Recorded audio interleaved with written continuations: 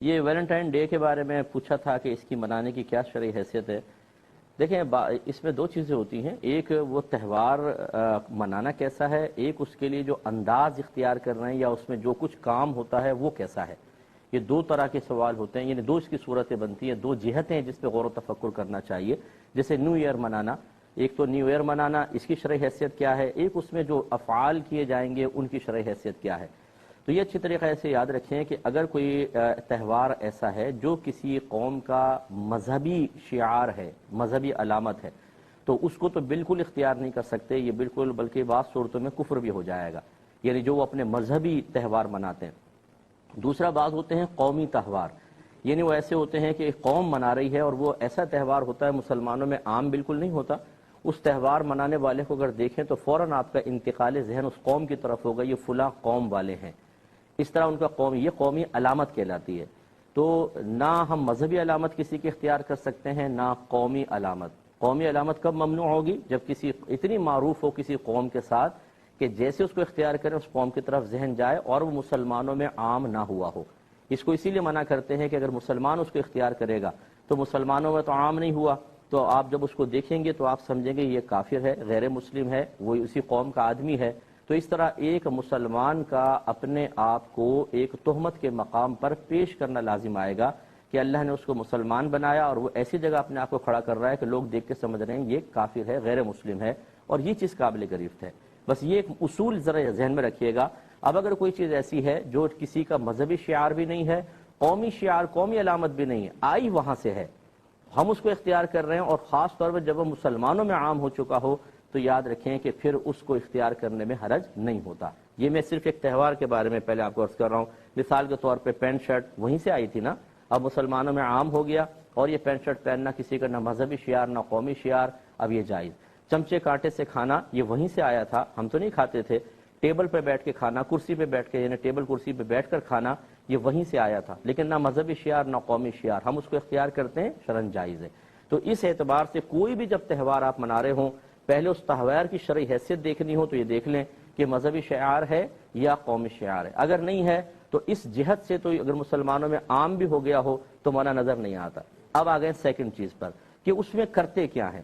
اگر اس میں کوئی ناجائز افعال ہیں تو یاد رکھیں کہ وہ منع ہوگا، یعنی وہ تمام ناجائز افعال منع ہوں گے۔ اب مثال کے طور پہ کسی کا مذہبی شعار ہے، اعمال بھی ناجائز، تو دونوں صورتوں سے ناجائز۔ کسی کا مذہبی شعار ہے لیکن اعمال جائز، فرض کر لیں تب بھی منع کہ شعار بن گیا۔ قومی شعار ہے، اعمال جائز، قومی شعار چونکہ ہے مسلمانوں میں عام نہیں ہوا، انتقال ذہن کفار کی طرف جائے گا تب بھی ناجائز۔ قومی شعار ہے، اعمال ناجائز، بدرجہ والا ہوگا، لیکن نہ قومی شعار نہ مذہبی شعار اور مسلمانوں میں عام ہو گیا ہو تو اب اس جہت سے تو صحیح لگتا ہے۔ اب ہے عمل، اگر عمل ختم کر دیا جائے، اگر اس غلط عمل کو اختیار نہ کیا جائے تو تہوار بھی صحیح اور عمل بھی صحیح۔ تو خلاصہ کلام یہ ہے کہ ویلنٹائن ڈے چونکہ اس میں خرافات ہوتی ہیں، خرابیاں ہیں، آیا یہ باہر سے ہے لیکن وہ کوئی مذہبی شعار نہیں ہے ان کا، اور یہ مذہبی علامت بھی اب نہیں رہا، کیونکہ اب اتنا زیادہ یہ مسلم کنٹریز میں عام ہو گیا، کچھ انتہا نہیں۔ اب اس میں جو عمل اختیار کیا جائے گا اس کی شرعی حیثیت دیکھیں گے۔ اگر ناجائز اعمال ہیں، غیر محرم ایک دوسرے کے ساتھ مل رہے ہیں، تحفے تحائف دے رہے ہیں، جس کو علماء نے زنا کی رشوت قرار دیا ہے، تو اس کو بالکل منع کیا جائے گا۔ اگر یہ چیزیں نہیں ہیں تو اس کی شرعی حیثیت جواز کی ہوگی اور اس کو اختیار کیا جا سکتا ہے۔ تو لہٰذا اگر فرض کر لیں اسی دن میں کوئی اپنی زوجہ کو لے جا کے پھول دیتا ہے اور کوئی تحفہ وغیرہ دیتا ہے تو یہ تحفہ زوجہ کو دینا بالکل شرعاً جائز۔ اور یہ ویلنٹائن ڈے جو ہے یہ کوئی مذہبی شعار نہیں ہے، قومی علامت نہیں ہے۔ عرب کنٹریز میں چلے جائیں، لڑکے لڑکیاں اتنا کثرت سے کر رہے ہیں، اسی طریقے سے آپ یورپ کنٹریز میں چلے جائیں۔ ہم اپنے صرف ملک پاکستان کو دیکھ کر فتویٰ نہیں دیں گے بلکہ پورے ورلڈ وائڈ مسلمانوں کو دیکھ کر پھر دیکھا جائے گا۔ ہاں، یہاں پر اگر کوئی کر رہا ہے اور اس میں خرافات کر رہا ہے تو ضرور اس کو خرافات سے منع کیا جائے گا۔ پہلی بات تو یہ کہ ایک تو یہ جواز اور عدم جواز کے میں نے اصول اور قانون آپ کو بتائے۔ اگر آپ مطلب ہم سے تقوی کے لحاظ سے پوچھیں، فتوے کے لحاظ سے نہیں، تو ہم یہ کہیں گے کہ اپنے مذہبی شعار اختیار کریں۔ کیا ضرورت ہے کہ کسی سے کچھ آئی چیز ہم اس کو اختیار کریں؟ لیکن جب ایک چیز مسلمانوں میں بہت زیادہ رائج ہو جائے، بہت زیادہ عام ہو جائے، اب ہم سے کوئی کویسچن کرے گا یہ جو سب مسلمان کر رہے ہیں اور ان کو روکنا بہت زیادہ مشکل ہو گیا ہے، ان کے لیے کیا حکم شرع ہوگا؟ تو پھر بہتر طریقہ یہ ہوتا ہے، یہ ہمارے مذہب کا طریقہ ہے، ہمارے نبی کریم صلی اللہ علیہ وسلم کا طریقہ ہے کہ جب آپ نے لوگوں میں کسی عادت کو بہت زیادہ رائج دیکھا تو عادت ختم نہیں کروائی، اس میں سے خرافات کو نکال دیا۔ تو پھر حکم شرعی ہوگا کہ اگر کوئی کر رہے ہیں بہت زیادہ، ان کو منع نہ کریں بلکہ ان کو صحیح جواز کی طرف لے کر آئیں کہ آپ یہ چیز اختیار کریں اور اس چیز کو ترک کر دیں، بالکل ٹھیک ہو جائے گا۔ تو یہ ہمیشہ یاد رکھیے گا۔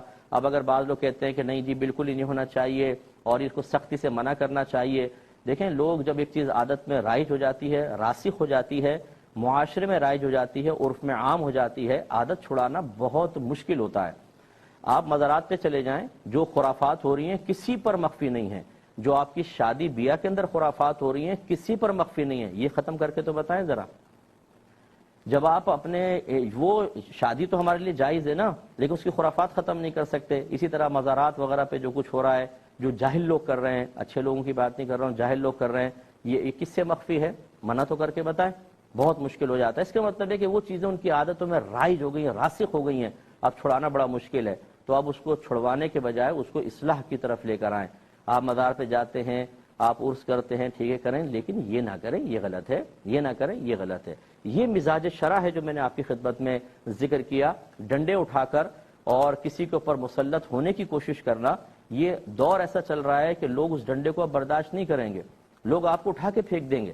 لوگ مذہب سے نفرت کرنے لگ جاتے ہیں، کیونکہ میں عوامی آدمی ہوں، 30 سال ہو گئے مجھے کام کرتے ہوئے، اور میں لوگوں کے درمیان گھل مل کر کام کرتا ہوں۔ پورے ورلڈ سے میرے پاس میلز آتی ہیں، میسیجز آتے ہیں، لوگ بالمشافہہ ہم سے بات کرتے ہیں، کالز آتی ہیں۔ تو ہم جتنا معاشرے کو سمجھتے ہیں اس اعتبار سے آپ کو مشورہ دے رہے ہیں۔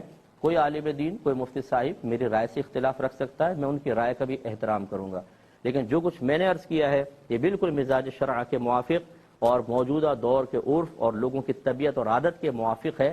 ان تمام قیودات کا لحاظ کیا جائے۔ لیکن میرا جواب ٹیکنیکلی اعتبار سے تھوڑا سا مشکل ضرور ہے، کیونکہ تفصیل ہے، اس لیے اس کے کچھ ٹکڑے لے کر یہ سوچنا اور اس پہ فتویٰ مرتب کرنا اور مجھ پر رائے قائم کرنے کی کوشش کرنے کے بجائے، یہ کل 2 بجے ریپیٹ ہوگا، اسے دیکھیں، اگر کہیں سے ریکارڈنگ ملے 4 5 6 دفعہ اس کو آپ سنیے گا تو پھر آپ کو ہر چیز سمجھ میں آئے گی۔ پھر اس کے بعد اگر آپ کو کوئی ڈاؤٹ محسوس ہو، ہم حاضر ہیں، ہم سے معلوم کر لیں، اور آپ کو بات سمجھ میں آئے تو اس کے مطابق عمل کریں۔